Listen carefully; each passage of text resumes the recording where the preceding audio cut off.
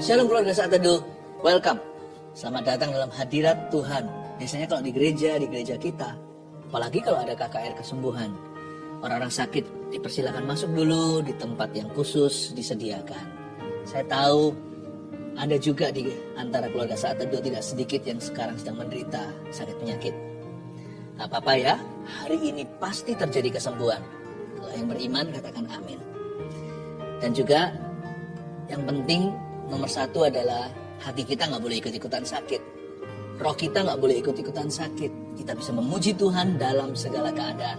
Lihat, banyak orang yang sudah disembuhkan. Banyak orang mengalami mujizatnya. Mari kita baca kesaksian sebagian di antara mereka. Andreas Absalom. Saya dulunya seorang yang jauh dari Tuhan. Pada April 2021 saya jatuh sakit. Dan jantung saya terus berdebar setiap hari, membuat saya menjadi susah tidur. Sejak itu saya memutuskan untuk bertobat. Saya pun sering menonton khotbah Pastor Philip di YouTube. Dan Tuhan mengarahkan saya untuk ikut CG dan bertumbuh, bahkan saya sudah dibaptis. Puji Tuhan. Awal Juli 2022, saya rasakan jantung saya berdebar lebih kuat lagi. Akhirnya saya memutuskan untuk pergi ke rumah sakit dan pemeriksaan jantung saya bocor ternyata. Atau mengalami korsleting irama jantung. Kemudian dokter menyuruh saya untuk kembali lagi pada tanggal 25 Juli untuk EKG. 2 hari sebelum jadwal EKG, teman-teman CG mendoakan saya. Dan salah satu teman CG saya melihat ada cahaya terang. Dan katanya saya sudah sembuh. Saya imani itu datangnya dari Tuhan. Dan ketika EKG, kata dokter, semua normal. Bahkan dokter pun heran. Haleluya. Itulah doa orang benar bila dengan yakin didoakan sangat besar kuasanya. Tidak perlu seorang pendeta, saudara seiman. Janganlah kita anggap enteng atau remeh nubuatan. Melihat terang, ternyata itulah titik terang kesembuhan. Maria, Saat Teduh bersama 15 Juni 2022, Pastor Philip berdoa untuk orang yang ingin keluar dari pekerjaan perjudian. Dan itu adalah saya. Saya bekerja di perjudian offline di Singapura sebagai operator. Memang benar bayaran yang diterima tidak besar juga. Singkat cerita, saya mengalami permasalahan dengan tempat saya bekerja karena ada selisih uang dan bos mengatakan itu karena keteledoran saya. Saya sedih dan kesal. Melalui program ini saya diteguhkan untuk keluar dari pekerjaan itu. Lusanya saya melamar pekerjaan lain dan langsung diterima. Bahkan mendapatkan pekerjaan dengan waktu yang sangat cocok dengan saya sebagai ibu rumah tangga. Memang cara Tuhan sungguh luar biasa dan tepat waktunya. Puji Tuhan ya, ibu rumah tangga lagi. Ini adalah Tuhan menyelamatkan keturunannya. Dan Tuhan menyelamatkan rumah tangganya. Dapat pekerjaan yang baik dan benar. Vivilia di Malau. Mau nangis rasanya ada di titik ini. Pada awal bulan Januari, saya ikut Saat Teduh bersama. Di situ Pastor Philip berdoa dan berkata, ada seorang ibu yang sedang hamil muda dan bayinya divonis akan lahir cacat. Seketika juga saya menangis sekencang-kencangnya dan berkata dalam hati, ya Tuhan, apakah ini untuk saya? Karena saya sedang bergumul dengan penyakit hipertensi saya dan makin parah saat saya hamil. Lalu pastor berkata juga, Anda berusaha untuk menggugurkan kandungan. Jangan. Anak Anda itu, bayi Anda itu akan lahir dan lucu sekali. Sebab Anda adalah anak Tuhan, jangan lakukan. Puji Tuhan, saya sudah melahirkan pada 22 Juli, Pastor. Meski darah saya sempat naik 180 di meja operasi, tapi saya dan anak saya selamat. Terima kasih Tuhan Yesus. Terima kasih untuk Pastor dan tim. Thank you untuk pelayanannya. Haleluya, congratulations Ibu Vivilia. Untuk bayi yang lahir dengan sehat, demikian pula mamanya. God bless you ya. Sekarang waktunya kita masuk ke hadirat Tuhan. Apapun kondisi badan, rohani gak boleh terpengaruh. Mari kita bangun kerohanian kita di kaki Yesus. Mari kita datang untuk memuji dan mencintai.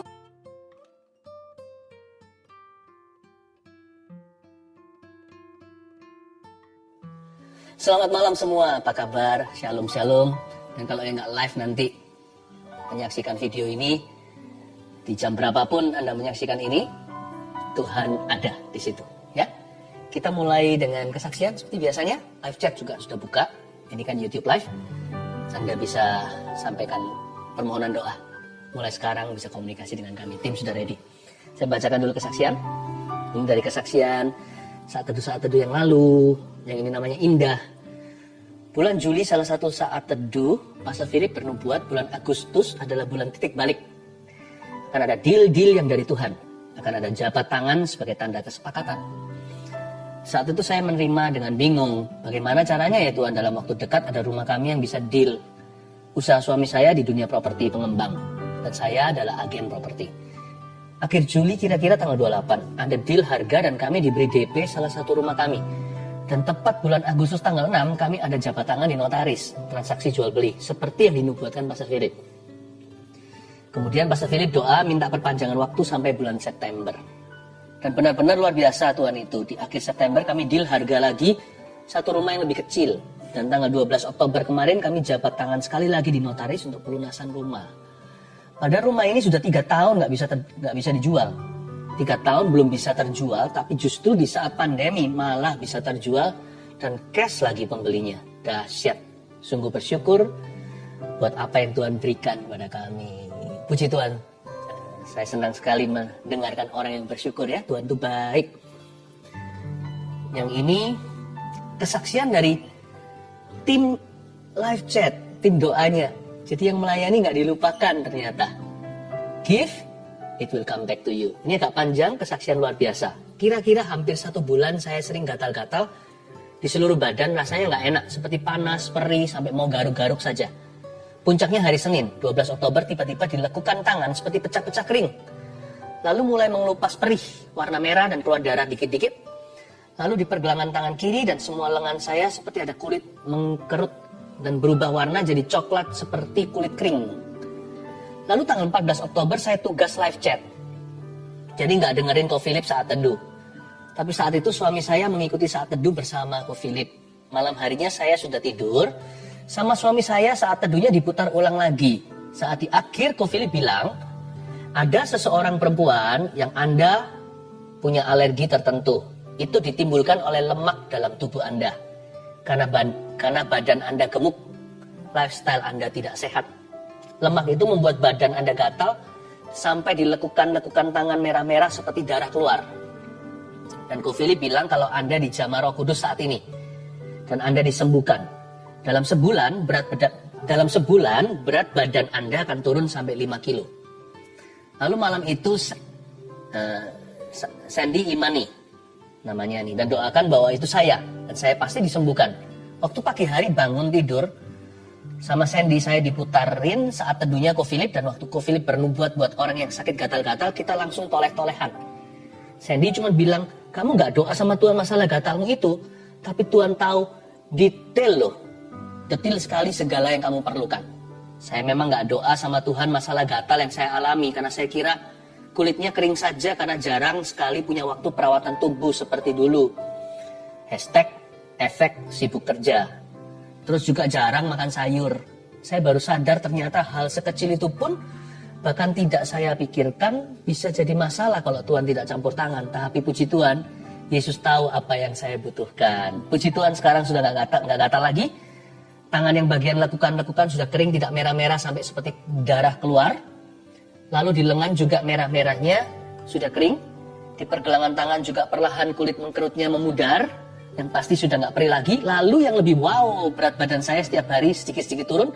Belum drastis, tapi sekarang sudah 70 sampai 71 kiloan dari yang sebelumnya 76,4 kilo.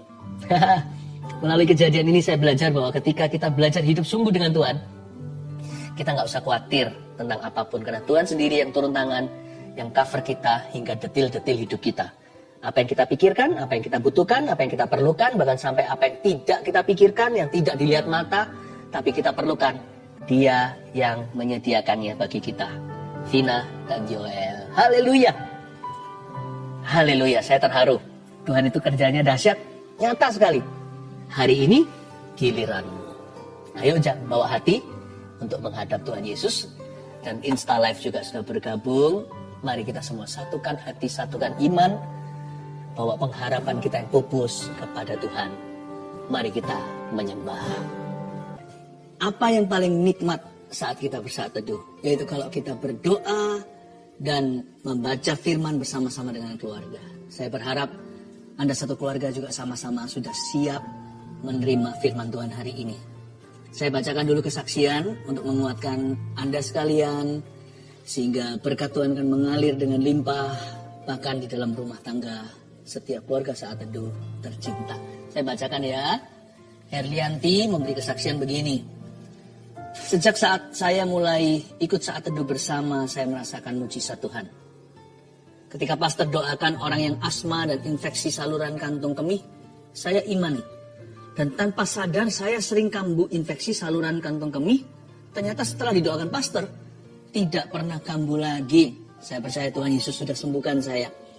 Anak saya dulu, kalau dia batuk dan tidak cepat diberi obat, biasanya bisa sampai sesak nafas. Dokter pernah bilang itu asma.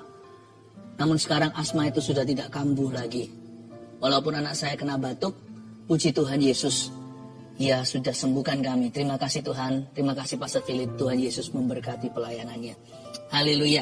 Asma, batuk, sakit apapun, yang ringan maupun berat, dalam Kristus selalu ada harapan ya.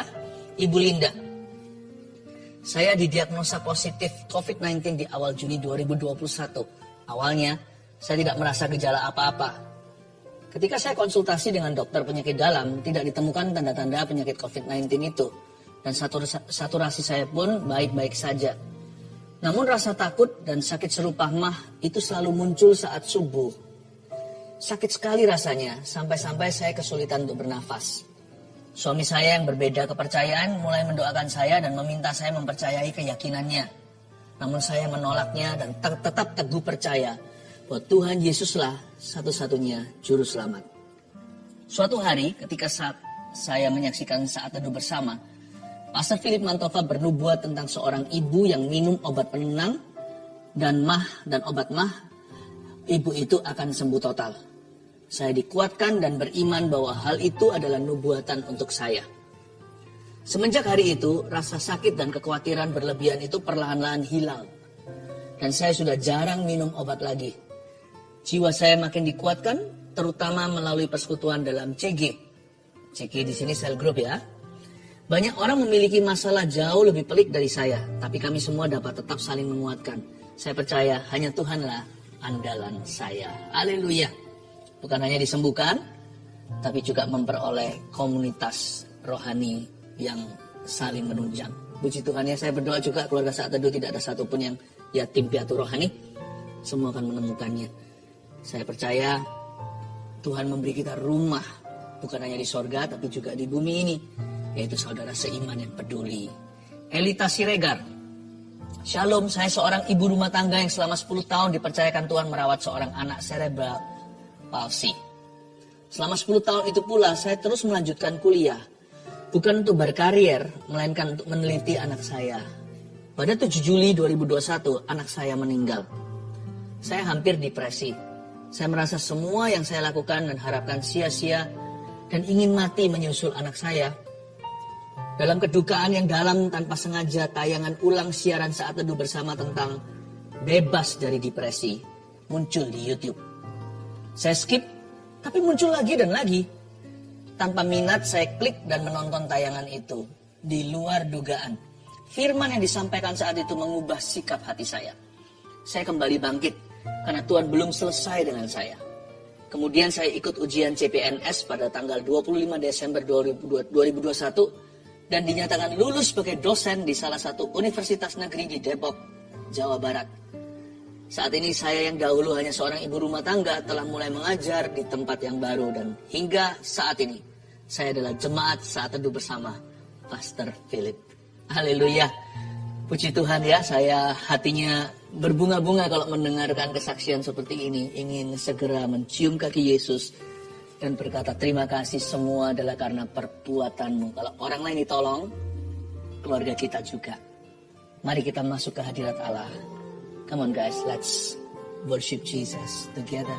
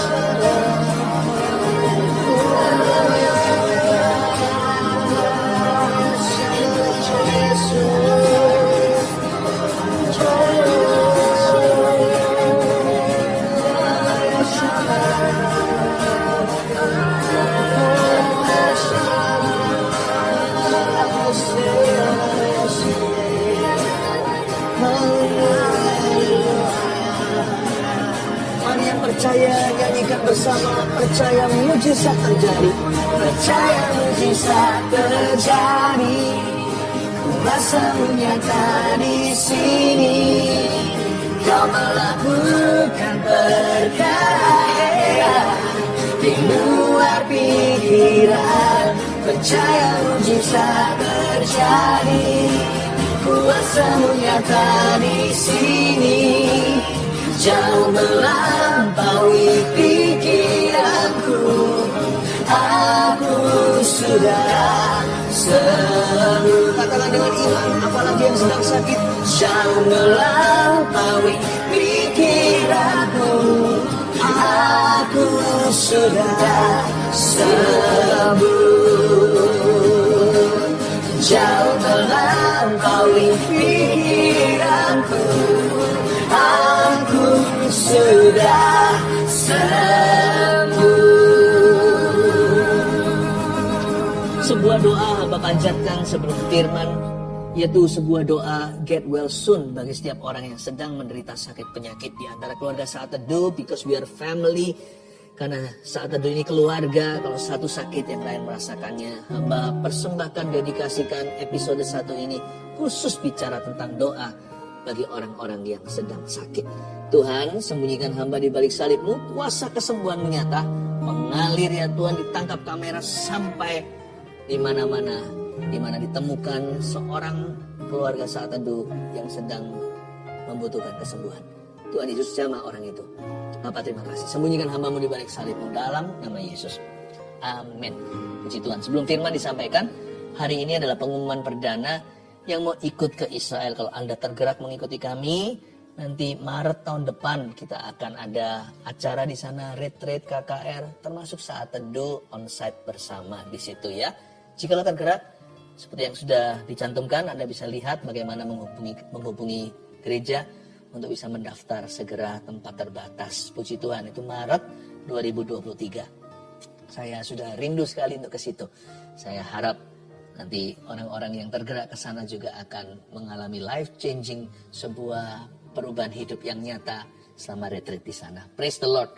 Kalau belum subscribe juga segera ya, supaya kita bisa terus mengikuti channel ini dan sehingga channel ini bisa jadi berkat dalam hidupmu. Hari ini saya akan bahas tentang doa pada waktu sakit. Sebuah pedoman doa bagi orang-orang yang sedang menderita. Sekali lagi, orang-orang yang lagi sakit, get well soon ya.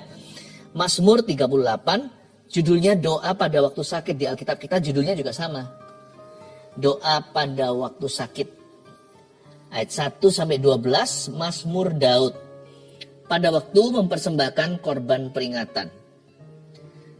Tuhan, janganlah menghukum aku dalam geram-Mu, dan janganlah menghajar aku dalam kepanasan murka-Mu. Sebab anak panah-Mu menembus aku. Tangan-Mu telah turun menimpa aku. Tidak ada yang sehat pada dagingku oleh karena amarah-Mu. Tidak ada yang selamat pada tulang-tulangku oleh karena dosaku. Sebab kesalahanku telah menimpa kepalaku. Semuanya seperti beban berat yang menjadi terlalu berat bagiku. Luka-lukaku berbau busuk bernanah oleh karena kebodohanku. Aku terbungkuk-bungkuk, sangat tertunduk. Sepanjang hari aku berjalan dengan duka cita. Sebab pinggangku penuh radang. Tidak ada yang sehat pada dagingku. Aku kehabisan tenaga dan remuk redam. Aku merintih karena degup jantungku. Tuhan, Engkau mengetahui segala keinginanku, dan keluhku pun tidak tersembunyi bagimu. Jantungku berdebar-debar, kekuatanku hilang. Dan cahaya mataku pun lenyap daripadaku. Sahabat-sahabatku dan teman-temanku menyisi karena penyakitku, dan sanak saudaraku menjauh. Ini sebuah Psalms atau sebuah mazmur yang agak misterius. Bukan penulisnya, kita tahu yang menggubah lagu ini adalah Daud, karena ini Mazmur Daud. Ayat pertama, Mazmur Daud pada waktu mempersembahkan korban peringatan. Sebenarnya kita nggak tahu persisnya kapan Daud sakit begini. Ya, para ahli teologi juga tidak bisa menebak di dalam occasion atau kejadian kapan. Kejadian yang mana dalam biografinya. Tapi begitu unik Mazmur ini. Hanya di Mazmur ini dituliskan dengan detail Daud lagi sakit apa. Ini bukan sakit hati, bukan emosi, ini sakit badan. atau jasmani. Mazmur Daud pada waktu mempersembahkan korban peringatan, tapi kita tahu inilah Mazmur Daud pada waktu dia sakit. Ayat 2, Tuhan, janganlah menghukum aku dalam geram-Mu. Belum apa-apa kok langsung berkata, Tuhan jangan hukum saya. Sepertinya Daud itu nuraninya menuduh. Kalau enggak mungkin ayat 2 langsung permohonan maaf, pengakuan dosa. Memang betul ya, tidak semua penyakit adalah karena dosa. Ada yang bawaan aja, memangnya hidup nggak sempurna. Tapi ada juga yang karena gaya hidup yang salah. Tetapi khususnya untuk kejadian Daud ini, kayaknya dia sadari suatu dosa. Suatu dosa yang menuduh dia. Waktu dia sakit itu, dia mengerti bahwa penyakitnya ada hubungannya. Dan juga tidak semua penyakit dari setan. Ada yang karena kuasa gelap. Ada yang karena kutuk iblis dalam kehidupan seseorang alias kutuk keturunan. Tapi nggak bisa dipukul rata, semua penyakit selalu cikal bakal asal usulnya sama. Tapi saya mau ajarkan sebuah prinsip rohani hari ini untuk kita pelajari waktu kita sakit gimana berdoa karena ini pedomannya. Ayat 2, ketika Daud menyadari ada sesuatu yang salah di hatinya atau sesuatu yang salah dalam hidupnya. Lalu sekarang dia sakit. Sekarang dia bergumul dengan sakit penyakit. Kayaknya di dalam pikiran dan hatinya dia bisa koneksikan. Ini pasti ada hubungan.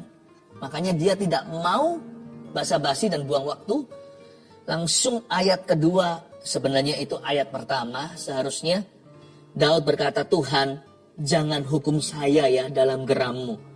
Human anger I can stand. Kalau amarah musuh-musuhku, aku masih bisa tahan. Kalau Tuhan di pihak kita, siapa lawan kita? Tapi kalau Tuhan yang marah sama aku gak bisa menahan itu. Please don't be angry with me. Ayat ini tidak mengajarkan kita bahwa Tuhan itu suka marah. Allah kita itu panjang sabar. Tapi salah satu wujud murka dalam kehidupan mungkin bisa adalah sakit penyakit. Gak selalu. Jangan dikit-dikit kalau kita sakit lalu berkata dan menuding Tuhan, Tuhan lagi ngamuk sama saya. Enggak ya, kemungkinan besar you're always wrong. Selalu akan salah menebaknya. Ketika kita menduga Tuhan marah, 99 kali dari 99% pasti Tuhan sedang tidak marah sama kita. Kita itu enggak objektif feeling atau perasaannya. Tapi ayat 2 ini, saya percaya perasaan Daud objektif. Kalau enggak jadi firman.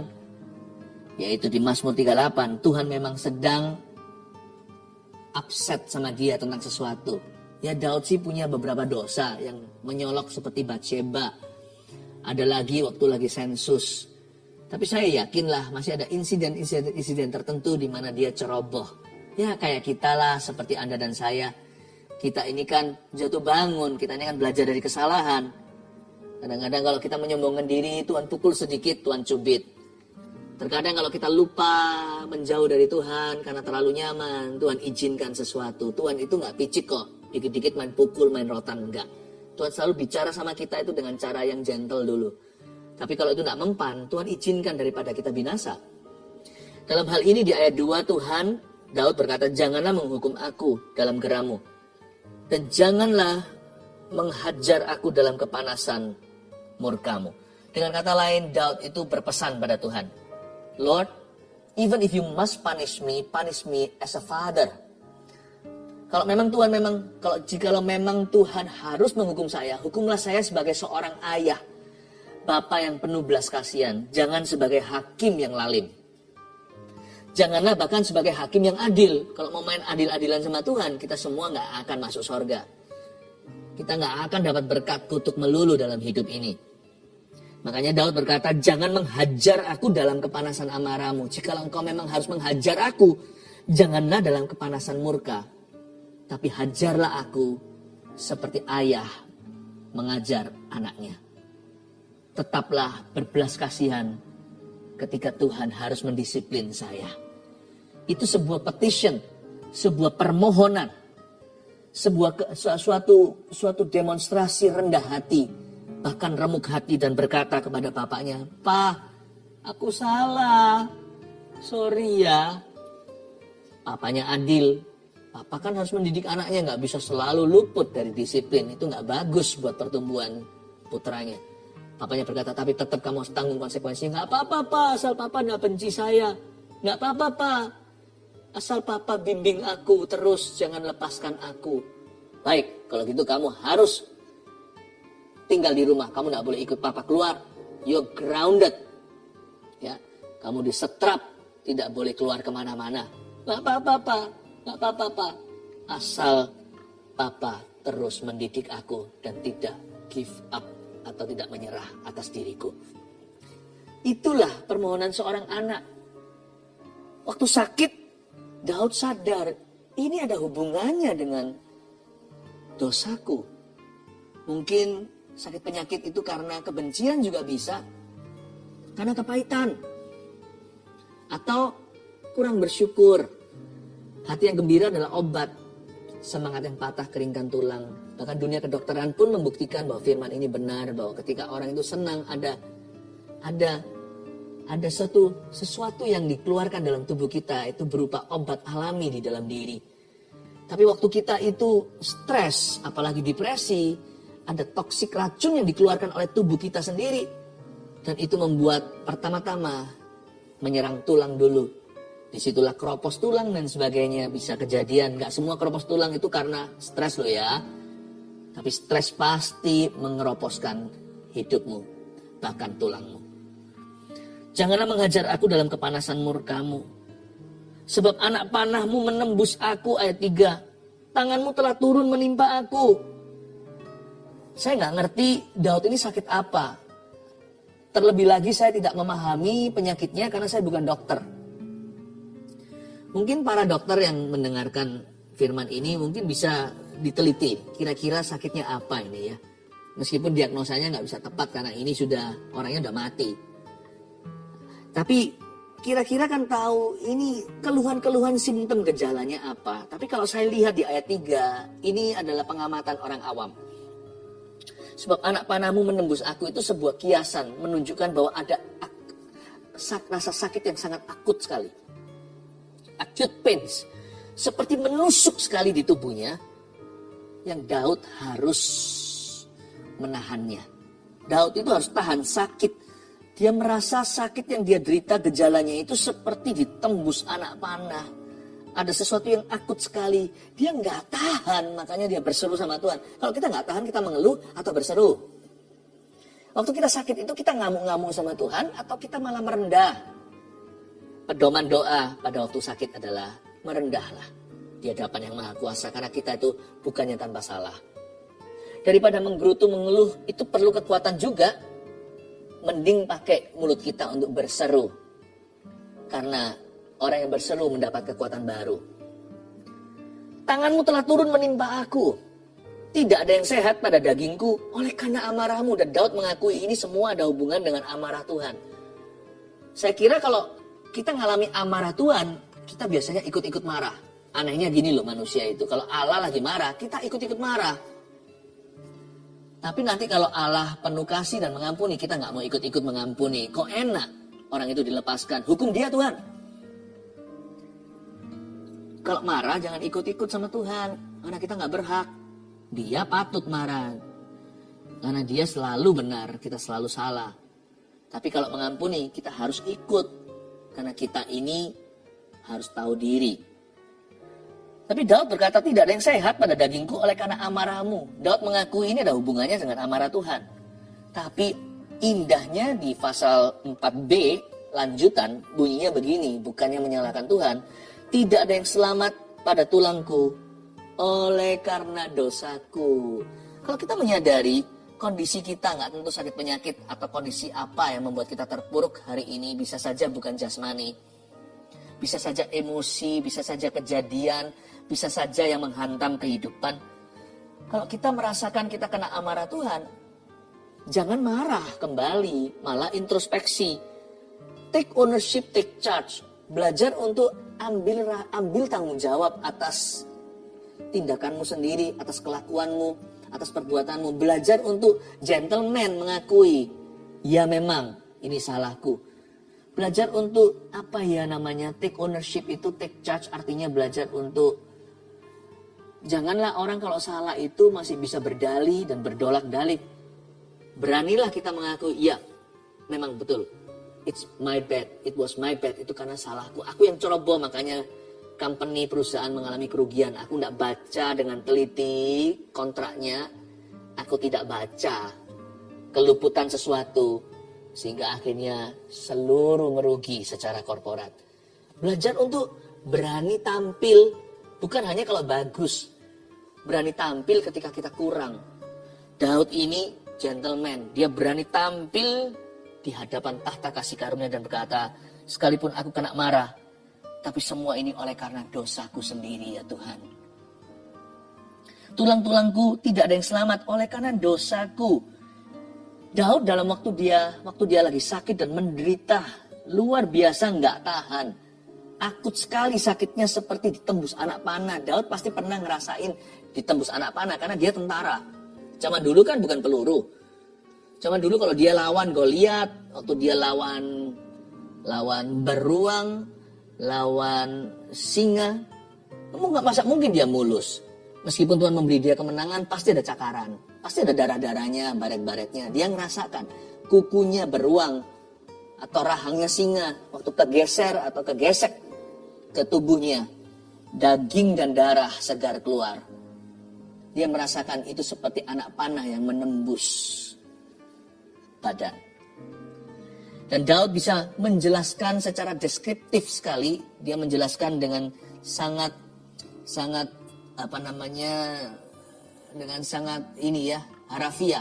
Rasanya seperti ditusuk panah. Dalam kondisi yang sangat berat, sangat susah, Daud memilih untuk memuliakan Allahnya. Dia berkata, aku memang kena marah, tapi Bapa, ini semua karena dosa saya. Aku patut menerima ini. He glorified God in his sickness. Dia memuliakan Tuhan. Ayub pun pernah dicoba yang sama. Ya saya bisa ngerti istrinya nggak tahan. Siapa bisa tahan sih lihat penderitaan? Tapi Ayub berkata tidak. Mulutku tidak akan berdosa. Tuhan memberi, Tuhan mengambil, terpujilah nama Tuhan. Padahal dia disuruh untuk mengutuki Allah. Apapun terjadi, sesakit apapun aku, segatal apapun tubuhku, sampai dia pakai beling, sampai kaca, pakai duri untuk menggaruk-garuk badannya sendiri. Ayub berkata, separah apapun kondisiku, I shall not curse my God. Aku tidak akan mengutuki Allahku. Aku tidak akan menudingkan jariku dan melawan dia. Aku tidak akan marah kembali karena saya tidak layak di hadapannya. Jadi kita perlu ingat, sesakit apapun atau separah apapun kondisi kita, we must never stop glorifying God. Kita tidak boleh berhenti memuliakan Tuhan. Daud memuliakan Allah hari itu dengan cara tidak menyalahkan dia. Karena memang Allah tidak salah. Beranikah kita sepakat soal ini dulu meskipun kita punya logika? Kita tuh seringkali salahkan Tuhan hanya karena satu hal loh. Yaitu karena Tuhan itu maha kuasa. Jadi kita itu punya pikiran curang seperti ini. Kan Tuhan bisa kalau Tuhan mau lepaskan aku dari ini. Kan Tuhan mampu. Kalau ada Tuhan kan gak usah mati. Orang yang kukasihi itu. Kan bisa sembuh. Mentang-mentang Allah itu maha kuasa, jadi kita selalu tuding-tuding dia dan salahkan. Kalau kita mau salahkan itu berarti kita harus jadi jaksa. Kita harus jadi pengacara untuk menuntutnya. Nah, kita itu bisa nggak seimbang satu pengadilan dengan Tuhan. Kita ini masih duduk di kursi terdakwa. Kita ini pakai pakaian tahanan oranye seperti KPK. Kita semuanya ini orang-orang yang tertuduh, kita ini orang berdosa. Mana bisa kita itu adu mulut sama Tuhan. Logika kita itu nggak imbang ya sama status kita sesungguhnya. Kita bisa pintar di sini, tapi sebenarnya berkata tidak pada dosa yang paling kecil aja seringkali kita kompromi kok. Mana bisa kita itu mau menjadi saingannya Tuhan, apalagi di ruang pengadilan. Jangan lupa, hai manusia, taulah dirimu. Engkau dan aku duduk di kursi terdakwa dan pakai jubah tahanan. Janganlah kita melawan. Karena itu Daud mengerti, sia-sialah usaha ke sana. Dia berkata, oleh karena dosaku, I come clean. Aku mau bersih menghadapmu. Tuhan, I glorify you. Aku memuliakanmu. Sikap hati orang sakit itu menentukan sekali nanti bagaimana dia sembuh atau bagaimana Tuhan akan berurusan dengan dia. Sebab kesalahanku telah menimpa kepalaku, ayat 5. Semuanya seperti beban berat yang menjadi terlalu berat bagiku. Ayat 5, saya mulai merasakan Tuhan mulai terharu. Dia berkata, sebab kesalahanku loh Tuhan telah menimpa kepalaku. Dia gak menuduh, Tuhan yang menimpakan penyakit ini ke atasku. Semuanya seperti beban berat yang menjadi terlalu berat bagiku. Tahu gak waktu kita itu datang pada Tuhan ngaku apa adanya. Ya, an honest telling always moves God's heart. Waktu kita itu bicara sama Tuhan itu beritahukan bukan dari kekesalan hati tapi dari kerendahan hati. Tapi kita itu bicara apa adanya itu biasanya yang membuat hati Tuhan moved atau tergerak. Hati-hati, kesembuhan ilahi akan segera menyambarmu. Sebab kita tahu pasal 38 ini tidak menjadi akhir mazmurnya Daud. Kita tahu dari ceritanya Daud akhirnya mati tua. Sangat tua bahkan. Berarti Daud lewati episode ini dan sembuh. Ayat 6. Luka-lukaku berbau busuk bernanah oleh karena kebodohanku. Saya nggak ngerti. Ya, bersyukurlah, berbahagialah para dokter yang bisa membaca ayat ini untuk bisa kira-kira tahu. Ini ada sesuatu yang akut sekali. Bisulnya atau bisul juga bisa membuat orang rasa sakit kayak tertusuk. Saya nggak tahu ini luka apa. Tapi kayaknya sih luka dalam ya. Ini luka dalam. Luka-lukaku berbau busuk bernanah oleh karena kebodohanku.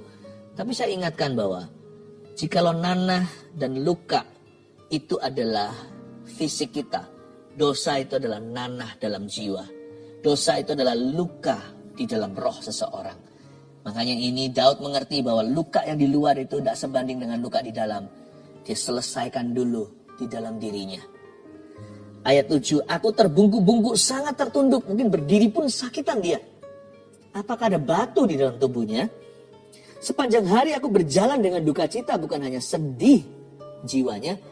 Tapi dia rasa sakit, jalan aja sakit. Terbungkuk-bungkuk, sangat tertunduk. Sebab, wow ini, pinggangku penuh radang. Tidak ada yang sehat pada dagingku. Pinggangnya penuh radang. Could it be that David was dealing with kidney stones? Saya nggak tahu apakah ini ada hubungannya dengan batu ginjal. Sebab pinggangku penuh radang atau apa yang terjadi di bagian pinggang. Itu kan ada organ-organ di dalamnya. Aku kehabisan tenaga dan remuk redam. Lemes aku gitu.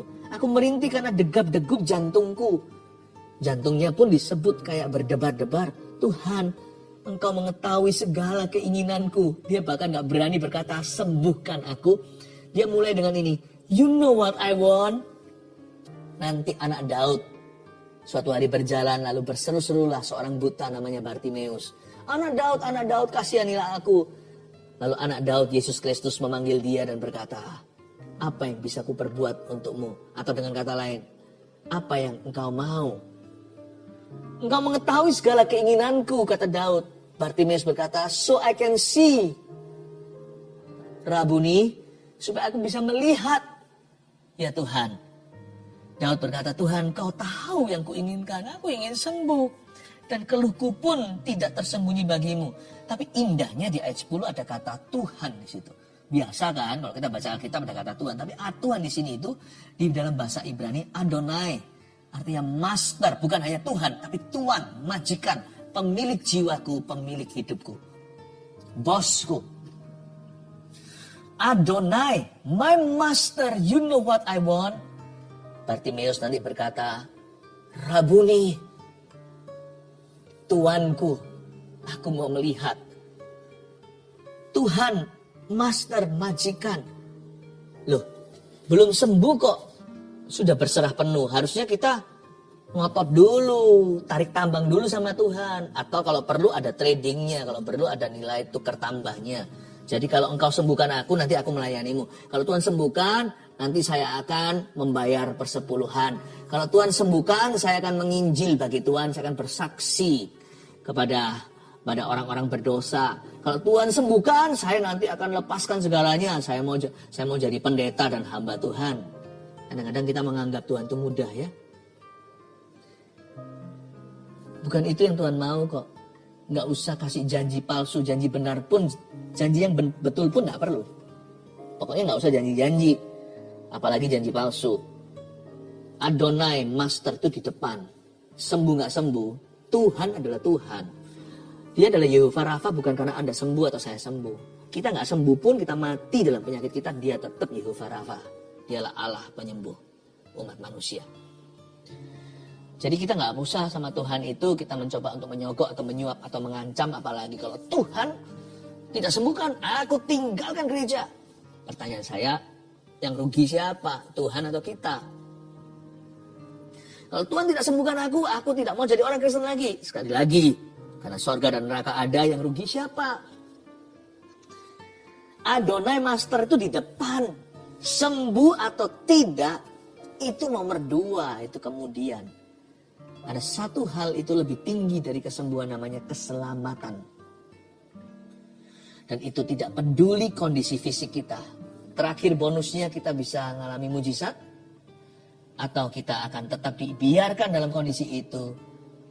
Lebih baik saya mati bersyukur daripada saya sehat kembali tapi melupakan Tuhan atau meninggalkannya. Mendingan saya gak sembuh tapi jiwaku milik Yesus Kristus, daripada demi kesembuhan saya tinggalkan Tuhan Yesus. Lebih baik saya mati dalam kondisi sakit ya, daripada tapi tetap saya itu mengasihi Tuhan dengan segenap hatiku dan beriman sekalipun tidak melihatnya di masa kehidupan saya, daripada saya hidup terus tapi saya lupa Yesus. Tapi ini kabar baiknya, divine healing itu ada, kesembuhan ilahi itu ada. Jadi ini ada good news, kita tidak akan berujung mati terus. Jantungku berdebar-debar, kekuatanku hilang, ayat 11. Dilanjutkan lagi, dan cahaya mataku pun lenyap daripadaku. Mungkin karena dia merana kesakitan ya, jadi tidak ada cahaya matanya. Itu kayak orang, kenapa pucat? Kita kadang-kadang bilang sama teman kita, Ci, kenapa pucat nih? Aduh, kurang seger ya. Atau orang yang pernah sakit, wah sekarang sudah seger ya. Ada juga yang, aduh kenapa ya, saya lihat memang ya kasihan dosi itu kemarin aku ketemu. Aduh lemes ya. Kayak gak sehat gitu. Nah itulah cahaya matanya lenyap daripadanya. Sahabat-sahabatku dan teman-temanku menyisih karena penyakitku, mungkin menular kali. Dan sanak saudaraku menjauh. Berhenti sampai ayat 12 saja pembahasan. Tapi waktu dari ayat 10 sampai ayat 12 dari kata Adonai Master tadi sampai turun. Ternyata waktu Daud memanggil Tuhan itu Adonai atau Master, majikan, Tuhan yang punya seluruh hidupku, pegang kunci hidup dan kematianku. Dia gak nunggu sembuh dulu baru menyerahkan hatinya. Dia gak nunggu mujizat dulu baru berserah. Dia gak nunggu lihat hasil dulu baru bersyukur kepada Tuhan, baru takut akan Allah. Adonai Master, majikan Tuhan atau Tuhan, disebutnya dengan mantap, tidak ragu bimbang di depan. Saya memberikan 3 poin doa pada waktu sakit. Ini pedoman untuk kita semua. Jangan sakit please, saya doa dalam nama Yesus. Tapi jikalau ada yang sakit, ini termasuk untuk saya sendiri. Kalau saya sakit, saya nggak beriman. Elisa aja jatuh sakit. Elisa, coba Anda baca, ada dosakah di hidupnya? Nggak ada. Buktinya diranjang kematiannya. Elisa masih membuat mujizat, bahkan bukan ranjang kematian, itu ketemu sama raja. Dia bernubuat, ada kuasa pelayanan. Tapi waktu dia sudah jadi tulang belulang aja, tulangnya membangkitkan orang mati. Itu pun hanya menjamah tulang Elisa secara tidak sengaja. Ini ayat juga untuk saya. Jikalau saya nggak imani, jikalau saya sendiri sakit, saya akan praktekkan firman ini. Saya doa ya, keluarga saat itu semua sehat, katakan amin ya. Yang sakit pun sekarang get well soon, oke? Lekas sembuh. Tapi 3 poin ini kita pegang, jaga-jaga. Dan bagi orang yang mengalami sakit penyakit, praktekkan langsung segera. Pertama, jika sakit dikarenakan dosa, akuilah dan bertobatlah. Bagaimana kita tahu kalau penyakit kita ini karena dosa? Gampang. Hati nurani itu gak bisa berdusta. Hati nurani kita akan menuduh atau membela. Kalau membela itu gini loh, aku gak ngerasa ada salah apa-apa. Ya sudah, kalau gak ada ngerasa salah apa-apa, gak usah cari-cari kambing hitam. Termasuk jikalau kambing hitam itu adalah dirimu sendiri. Gak usah cari-cari salah apa. Kalau cari-cari ya mesti ada. Tapi gak tentu itu ada hubungannya. Kecuali kalau memang disadarkan, waktu sakit kita tahu, wah ini pasti begini. Kalau nurani kita menuduh, ya udah cepat akui. Udah gak usah lama-lama, gak pakai lama-lama. Akui, selesaikan di tahta Tuhan. Sebab tahtanya itu punya satu alamat, namanya kasih karunia. Sampai sekarang belum berubah lokasi, tetap kasih karunia Allah. Good news, kabar baik, kita bisa datang ke tahta itu. Bahkan kita bisa berlari serbu ke tahta itu dan memperoleh kasih karunia untuk menolong kita di saat kita perlu. Jika sakit dikarenakan dosa, akuilah dan bertobatlah, tinggalkan dosamu itu segera. Karena merokok ini, mungkin karena rokok elektronik, bahkan vaping atau apa itu namanya sekarang. Tuhan ampuni aku, berkenankah engkau memberi aku paru-paru yang baru? Ya. 2, dengan iman dan rendah hati, mintalah kesembuhan ilahi. Ini Daud kan minta, meskipun dia semi rada gak berani. Dia berkata, engkau mengetahui segala keinginanku. Sekarang perjanjian baru, oleh bilur-bilurmu, Yesus, aku telah sembuh. Bukankah sudah ada kata Yesus di kayu salib sudah selesai? Lalu Yesaya 53 digenapi, bahwa bukan hanya dosa kita lah yang ditanggungnya, tapi penyakit kita juga dipikulnya di atas kayu salib di Kalvari. Maka sekarang ayat 10 jangan bunyinya, Tuhan engkau mengetahui segala keinginanku. Sekarang di zaman perjanjian baru, beritahukan keinginan Anda apa. Bilang aja sama Tuhan, heal me O Lord, and I will be healed. Sembuhkan aku akan sembuh. Percayalah dengan segenap hati. Sekalipun Yesus sudah naik ke sorga, justru sekarang dia bekerja di seluruh dunia. Tidak dibatasi secara fisik, hanya di Israel saja. Oleh karena Roh Kudusnya, sekarang Tuhan Yesus hadir di mana-mana. Seperti waktu di Galilea, waktu dia menyembuhkan semua dan membangkitkan Lazarus dari kuburan. Berarti kesembuhan ilahi itu ada. Divine healing exists. Ada orang-orang Kristen yang percaya bahwa kesembuhan sudah sirna. Sudah pupus semua karunia-karunia. Ya terserah. Gak ada tertulis begitu di dalam Alkitab. Kalau mau percaya begitu, ya itu adalah pilihannya. Saya percaya Tuhan Yesus tidak berubah. Tidak berubah. Tidak berubah. Dan kasih-Nya tidak berubah. Dan kuasanya tidak berubah, tak berubah selama-lamanya. Terjadilah sesuai dengan iman kita. Percayalah, divine healing, kesembuhan ilahi itu ada. A-D-A, ada. And it's for you. Dan hari ini bisa Tuhan berikan kepadamu. 3, sembuh atau tidak sembuh, jadikanlah Kristus Tuhan Adonai Master itu. Siap untuk mengalami kesembuhan? 3 poin saya ulangi. Jika sakit dikarenakan dosa, akuilah dan bertobatlah. Simpel kan? 2, dengan iman dan rendah hati, mintalah kesembuhan ilahi. 3, sembuh atau nggak sembuh, urusan nanti. Tetap jadikan Kristus Tuhanmu, Adonaimu. Mari kita masuk ke hadirat Tuhan sekali lagi, mendekati lebih erat lagi, minta kesembuhan ilahi bagi yang sakit. Welcome di saat teduh yang sudah dinanti-nantikan semua orang. Hari ini kita mau masuk hadirat Tuhan, minta Tuhan menguji hati kita, sehingga hati kita senantiasa dibersihkannya. Sebelumnya saya bacakan kesaksian terlebih dahulu untuk menguatkan iman setiap orang yang bergumul dengan sesuatu. Yang ini dari Jasmine di New York. Shalom Pastor Philip dan tim. Saya tinggal di New York hampir 10 tahun bersama keluarga. Di sini saya pelajar dan mengambil sekolah kedokteran. 2 tahun terakhir ini adalah masa yang sangat sulit untuk saya karena nilai ujian screening untuk masuk sekolah kurang baik. Dari aplikasi sekian banyak, dari apply sekian banyak sekolah, saya tidak dapat interview. Saya merasa lelah dan mau menyerah untuk menjadi dokter. Tapi Tuhan Yesus kita sangat baik dan selalu tepat waktu di dalam bekerja. Di salah satu saat teduh Pastor Philip di awal tahun ini, saya dengar bahwa ada anak yang akan masuk sekolah kedokteran. Pastor Philip bilang untuk coba lagi dan jangan menyerah. Pastor juga bilang, selamat, Anda akan menjadi dokter. Di saat itu hati saya tergerak untuk berdoa dan meminta, serta mengimani bahwa itu juga rencana Tuhan Yesus untuk saya. Singkat cerita, saya sudah diinterview dan diterima di sekolah kedokteran di Amerika 1 bulan yang lalu dengan beasiswa yang cukup besar. Lalu ada lambang smile-nya. Tuhan Yesus sungguh sangat baik, bisa menyampaikan isi hatinya lewat Pastor Philip. Terima kasih Pastor dan tim GMS. Semoga kesaksian ini bisa menguatkan para pelajar yang mau merintis karirnya.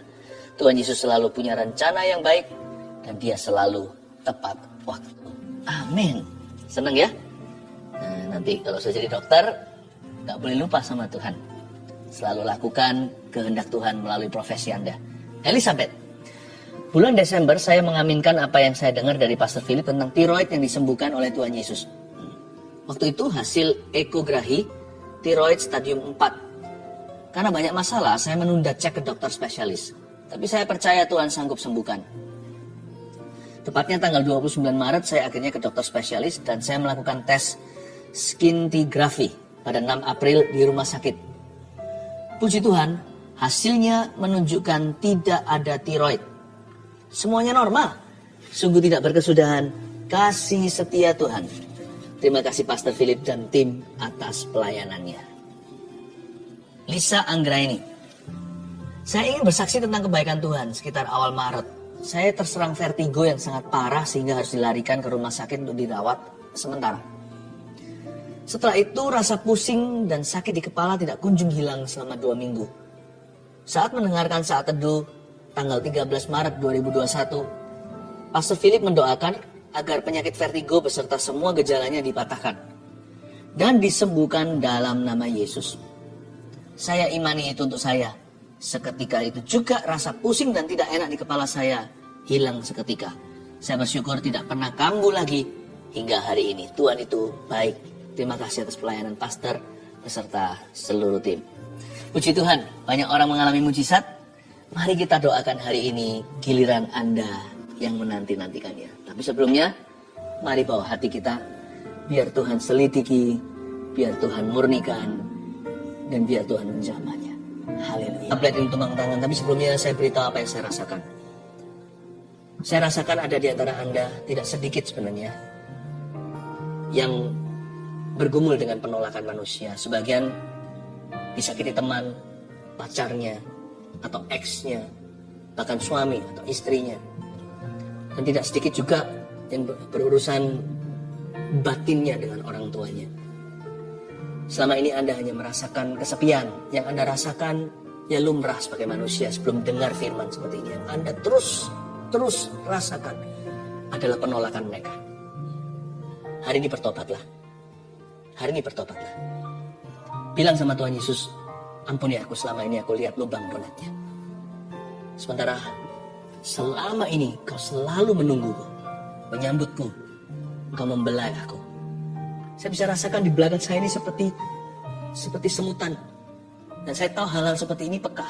Ini bukan perasaan saja, bisa saja fisik. Tapi bisa saja tubuh saya yang menangkap sinyal-sinyal hadirat Tuhan ada di sini.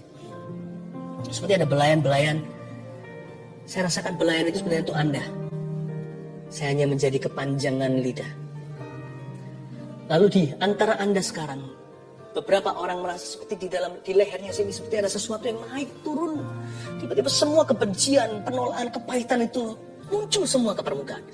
Naik turun. Seperti ada sesuatu yang mau dikeluarkan, seperti mau muntah. Di sebelah sini, naik turun. Anda merasa Anda adalah anak tertolak. Anda merasa Anda adalah istri tertolak. Ayo cepat-cepat sekarang berdoa. Kalau itu adalah Anda. Kalau itu adalah Anda. Sekarang ulurkan tangan ke depan aja sambil saya pegang tablet ini dan sekalian mendoakan untuk semua orang. Ulurkan ke depan. Tuhan Yesus. Bilang sama saya, Tuhan Yesus, ampuni aku selama ini lihat lubang donatnya. Mulai hari ini yang kurasakan adalah kasih, bukan penolakan manusia. Yang kurasakan adalah penerimaan Allah. Terima kasih Engkau sayang padaku. Aku tidak mau berhubungan lagi dengan roh kepahitan ini dan roh penolakan ini. Aku putuskan di dalam nama Yesus. Aku perintahkan setiap roh penolakan untuk meninggalkan orang-orang itu sekarang. Di dalam nama Yesus Kristus. Keluar. Di dalam nama Tuhan Yesus Kristus. Tinggalkan orang-orang yang kau jajah bertahun-tahun ini. Kau roh penipu, roh najis, roh kepahitan, roh penolakan yang naik turun di leher orang itu. Seolah-olah semua gelembung itu keluar, semua memori itu datang. Aku perintahkan di dalam nama Yesus untuk engkau meninggalkan mereka. Dan jangan pernah kembali, jangan ganggu mereka lagi. Karena mulai hari ini, mereka akan merasa dikasih. Dan orang-orang ini akan bertumbuh dalam kasih karunia. Terimalah roh pengampunan, ampuni setiap orang yang melukaimu. Sembari Anda minta ampun sama Tuhan, karena tidak jarang Anda yang melukai orang. Tapi sekarang terimalah pengampunan, sambil terus semuanya diulurkan tangan, diangkat tangannya. Dan permohonan doa terus masuk tablet yang saya pegang dan juga dipegang oleh tim saat ini. Oh Tuhan, terima kasih. Uramakamaya ramatakam. Roh Kudus jamah, Kau mengasihiku. Tetap diulurkan tangannya. Roh Kudus akan minister to you. Lebih dari yang kuduga, bahkan bisa aku. Thank you Lord. Tiada menyadarinya, Kau sentuh hatiku dengan kasih yang sempurna. Kau menyayangiku lebih dari yang saudara-saudara yang mau berdoa untuk memperoleh keturunan yang selama ini belum diberkati dengan momongan, Anda letakkan, kalau suami istri di sini, kalau Anda sama-sama saat teduh, please gandeng tangan. Mama atau sang istri bisa pegang ke perutnya sebagai simbol aja kekandungannya, atau bisa bergandengan tangan dengan pasangannya. Tuhan Yesus, hamba berdoa. Simpel saja doa, tidak seperti orang Farisi yang bertele-tele. Aku berdoa untuk momongan yang dari Engkau, yang terbaik dari yang pria maupun yang wanita, dari suami maupun istri. Ya Tuhan Yesus, Kau titipkan ke dalam kandungan itu. Hamba berdoa di dalam nama Yesus untuk bibit unggul, benih-benih yang ilahi. Ya Tuhan, keturunan-keturunan yang diberkati. Ingatlah mereka ketika hari ini suami istri ini berdoa. Ingatlah mereka. Ku berkati di dalam nama Yesus kehidupan di dalam sang suami, dalam tubuh sang suami, benih di dalam diri sang suami, dan ku berkati kandungan di dalam tubuh sang istri. In Jesus name, mulai sejak saat ini Tuhan akan membuka tingkap langit, mendengarkan doa ini dan menjamah. Letakkan tangannya semuanya. Ada seorang anak yang baru saja ulang tahun 4 tahun. Anda berkata seperti ini, orang tua. Aku percaya nanti ulang tahun ini ada mujizat terjadi. Dia berbicara, tapi sampai sekarang belum berbicara. Waktu kemarin dia ulang tahun, Anda kecewa sekali rasanya kok Tuhan tidak dengarkan doa. No. Yesus datang terlambat untuk membangkitkan 4 hari, ingat. Dia sudah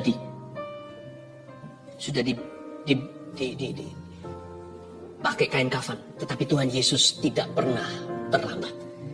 Sejak saat ini saya berdoa di dalam nama Yesus Kristus dan menubuatkan, anak Anda akan berbicara, akan datang waktunya, dia selalu berbicara, sampai-sampai Anda berkata, tolong kasih mama waktu, sebab anak ini akan suka ngoceh, suka cerita, suka ketawa. Terimalah untuk keluarga Anda di dalam nama Tuhan Yesus Kristus. Haleluya. Letakkan tangan di bagian yang sakit, semua kita. Jangan berharap pada hikmat marifat saja. Jangan tunggu sampai dipanggil penyakitnya apa atau namanya. Setiap orang bisa bertindak dengan iman. Beritahukan keinginan. Seperti Daud berkata, Kau tahu segala keinginanku, keluhku pun tidak tersembunyi bagimu. Letakkan tanganmu jikalau memungkinkan. Kalau tidak memungkinkan, sakitnya tidak tercapai dengan tangannya atau malu di bagian tertentu, letakkan aja di dadanya. Taruh tanganmu di badanmu.